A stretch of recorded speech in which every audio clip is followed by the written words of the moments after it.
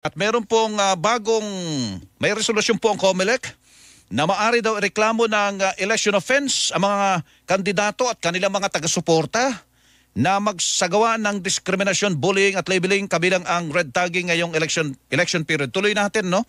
Doon sa resolution, pinagbabawal ang bullying kaugnay sa HIV status, diskriminasyon at iba pang gender-based harassment, diskriminasyon sa may kapansanan, labeling at iba pa. Yung iba pa, yung tatanong natin kay Chairman yon. Nasa linya na po natin, Chairman George Erwin Garcia ng COMELEC. Chairman, good morning po. Hello, Chairman. Magandang umaga po, Sir Melo. Sa mga kababayan natin, magandang umaga po sa inyong lahat. Opo. Anong tawag nga doon? Negative campaigning ba tawag doon, Chairman? Ganon? Opo. Yung negative campaigning po, pinapayagan niya ng election code natin. Opo. Subalit pag ang negative campaigning ay makakayurak na ng karangalan, pagkatao ng isang tao, lalong-lalo na kung ito ay magbo-border sa tinatawag na libel o tinatawag na cyber libel o kaya naman oral defamation, ayun po pwede na makasuhan. Pero again, pinapayagan negative campaigning. Sabi ko, yung sinasabi naman ni Sir Melo, hindi naman matutupad dyan . Hindi naman totoo yan, mali ang figures niya. So pagka po ganun, okay lang po yan, negative campaigning. Ayun, diskriminasyon, bullying. Bullying, bawal yan. Hindi naman talaga tama yan. Labeling, yung mga pagsabi ng kung ano-ano. Halimbawa, babaero yan, huwag niyo iboto yan, buhaya yan, kurap yan. Pwede ba yun, Chairman? Pagka po ganun, baka ma-libel na po yung magsasabi niyan. Pero ganito po, ang sinasabi po nating anti-discrimination, alam niyo po, basic yan sa ating saligang batas yung karapatan mo sa iyong relihiyon. Ay yung bang hindi ka ba minamaliit, minamaltrato o talaga namang kahit sa public, kapag ka sa kampanya, porket ganito ang relihiyon mo, minamaliit ka o kaya hinahama ka. Ayan, diyan po pwede po yung makasuhan, yung gagawa po niyan. Yung dahil sa ikaw ay aakusahan tungkol sa HIV o ikaw ay may AIDS, o whatever, yan po, bawal din. Kasi mga batas po yan . At the same time, yung mga paghahamak, pag-aalipusta sa ating mga kababayan o sa ating mga kandidato na persons with disabilities halimbawa. Lalo na yung mga nasa party list na ganyan. So yan po, hindi rin natin dapat papayagan po yung intimidation, yung pananakot, coercion.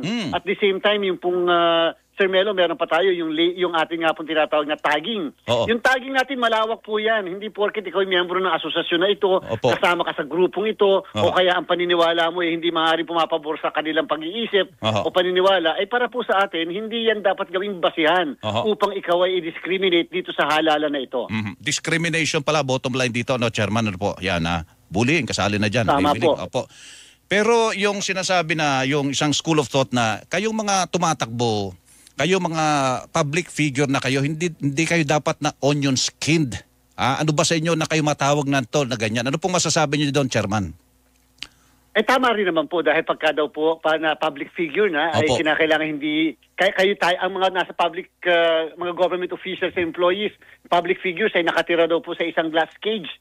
Parang may salamin, nakikita kung anong ginagawa sa loob. Tama po 'yan. At talaga napakaliit yung mismong karapatan halos ng mga nasa pamahalaan dahil nga once na pumasok ka sa gobyerno, sinurrender mo yung ilang natitira mong karapatan. Pero iba po yung pangangampanya, Sir Melo. Dahil hindi pa naman po yung iba dyan ay nanunungkulan. Sa pangangampanya, hindi po yan lisensya para po mag-alipusta tayo, manghamak tayo, magmaliit tayo sa ating pong mga kapwa, sa ating pong mga kapwa kandidato o kaya po sa mga supporter ng kandidato. Respetuhan lang po, yun ang gusto namin. Respetuhan lang dito sa kampanyang ito. Kasi kung hindi po tayo mag-i-impose ng ganito, kabi-kabi lang maririnig na lang natin ay minumura yung isa o kaya naman po talaga namang pinagtatawanan o kaya naman talaga namang again inaalipusta yung isang tao. Hindi po ba hindi naman nararapat yan sa ating lipunan. So, Chairman, kailangan ba meron silang gagamitin na medium? Halimbawa, television, sinabi nila sa radyo, sa television, sa newspaper, internet, ganyan. O yung mga sali-salita lang po, kasali din ba dyan, magiging election offense din ho ba yun, Chairman? Ay, opo, yan po yung ilan sa mga pagbabasihan namin ng mga ebidensya para patunayan na yung taong ito ay maaaring nag-commit nung violasyon dito sa ating nilagay na guidelines. Again, ito po yung open sa debate, Sir Melo. Hindi namin sinasabing perfect kami. Ang sinasabi lang po natin, gusto lang namin pong ayusin yung pangangampanya natin during the entire election period. Medyo tayo naman po ay mga kapwa Pilipino, respetuhan lang. Kasi kung hindi namin ito gagawin, para bang pinapabayaan lang ng COMELEC ba na may bastusan tayo dito sa eleksyon at kampanya na ito.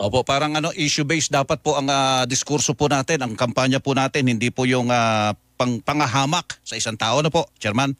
Ay, dapat po talaga dahil alam niyo po tayo magiging mature lamang bilang isang bansa at isang nasyon kung ang level ng discourse ay talaga pong nakabase sa issue, gutom, kahirapan. Yan po dapat ang ating mga pinag-uusapan. Opo. At hindi yung pagkatao ng isang tao ang ating pong inaatake. Opo. So ito po ay pwedeng isampa sa COMELEC kung sa palagay nila ay sila ay hinamak, binastos, siniraan ng isang kandidato at taga-suporta po dito. Paano po ang magiging procedure, Chairman, ng pagharap po ng reklamo? Opo, ang sabi po namin, concurrent ang aming jurisdiction sa ating pong mga ordinary prosecutor's office sapagkat ito po ay violation ng aming pong election code, ng ating election code, section 261 letter E ng election code. At the same time, ito po ay maaaring violation din ng Republic Act 9006, yung Fair Elections Act. So, pwede po sa kanila i-file, pwede rin po sa amin, sa law department namin i-file, o kaya naman yung mga liham nila, o yung mga complaint po nila, sa amin po kaagad ipadala at yan po i-action na namin. Maliban pa doon sa sinasabing ko ito'y libelous, yung traditional libel at saka yung cyber libel, pwede pang pumasok doon, Chairman? Ay, opo, pwede po. At yan po ay sinasabi natin, 2 kaso ang kakaharapin. Opo. Yung nga pong criminal dito sa amin at yung ordinary criminal case sa ating mga piskalya na later on ay maipapile sa korte. Opo. At ito po ay pwede ring ground ng disqualification, Sir Melo. Opo, disqualification o yung kung kandidato po, no? Pero kung supporter po, Chairman, ano po ang naghihintay na parusa pag supporter ang gumawa po niyan? Pag supporter, 1 to 6 years imprisonment po, Sir Melo. At siyempre, sabi nyo nga po, iba pa yung libel, iba pa yung cyber libel, o iba pa yung oral defamation. Opo. Na tinatawag na may karampatang kulong din po. So 2 kaso po, parang illegal possession of firearms. 2 kaso ang pwede mo makaharap na pwede ka ng kasuhan ng illegal possession, pwede ka pa makasuhan Opo. ng violation ng gun ban ng COMELEC. O kailangan ba may complainant o moto proprio pwede nyo na aksyonan kung nakita naman ng COMELEC po, Chairman? Ay, pwede po kami. Pwede po may power po ang COMELEC na magmoto proprio sa ganitong mga klaseng election offense. Maaaring, again, Sir Melo, ito po ay maaaring makabago sa mga paningin at pangunawa ng ating mga kababayan. Pero ito po ang nararapat lang sa kasalukuyan. Makatutulong ba kung mayroon pong ebidensya na bit-bit ang isang magrereklamo po, Chairman? Recording, Ay, video opo. recording, ganyan, ano po?